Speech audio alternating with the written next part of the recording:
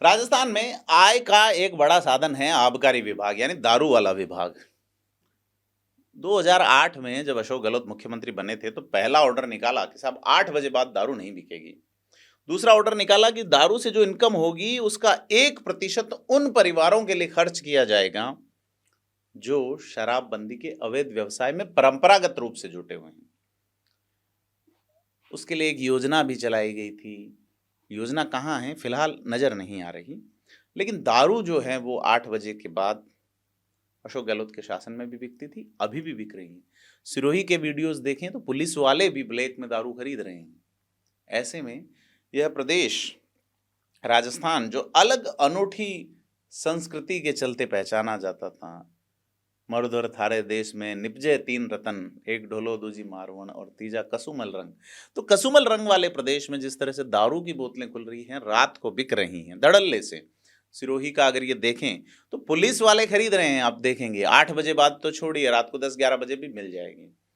मुख्यमंत्री जरूर वृत्ताधिकारी और थाना प्रभारी की जिम्मेदारी तय कर चुके हैं, लेकिन नतीजा ढाक के 3 रात। सिरोही में तो रात भर दारू जिस तरह से मिलती है, बड़ा सवाल है। शटर खोल रहे हैं आप, कोई अलग दरवाजा भी नहीं रख रहे हैं जैसा जयपुर में नजर आता है। तो चाहे सिरोही की बारी घाटे की बात करें, गोयली चौराहा, राजमाता धर्मशाला, भाटकड़ा, नादरा समेत कई जगह 10 बजे भी दारू मिल जाती हैं। खिड़कियों से अक्सर लोग छोटी खिड़कियां रखते हैं, सभी ठेकों पे मिल जाएगी, बड़ी चीज़ है। लेकिन ग्राहक की ज़्यादा तो रात को भी शटर खुल जाते हैं।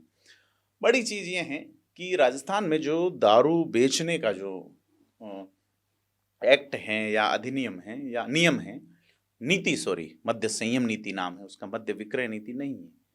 राजस्थान में अशोक गहलोत ने जिस तरह से जो कहा 8 बजे बाद नहीं बिकेगी, लेकिन क्या उन्होंने शराब को संयम करने की कोशिश की?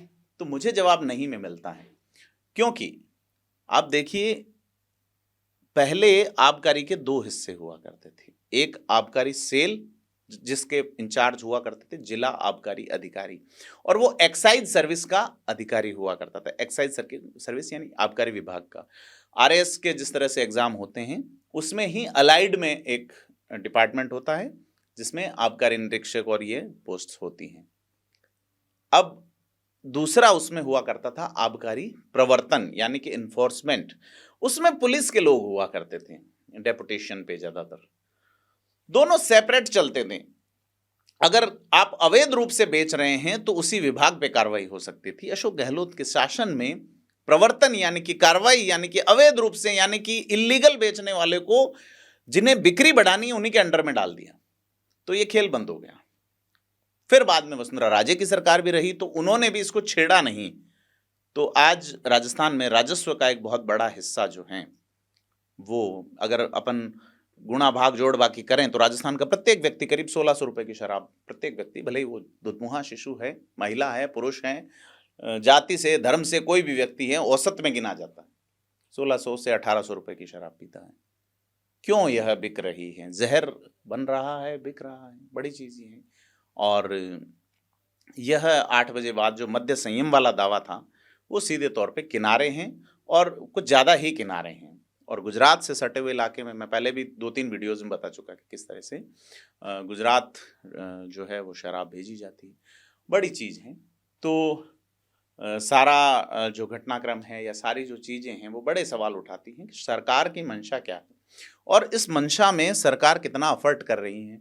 कागज़ निकाल देना और उन कागज़ों को निकाल करके भूल जाना बड़ी चीज़ है, क्योंकि कोई भी दर्शन जो एग्जीक्यूट नहीं हो सकता, कोई भी बात जो एग्जीक्यूट नहीं हो सकती, उसे आप दर्शन या कोई भी आदेश नहीं कह सकते हैं।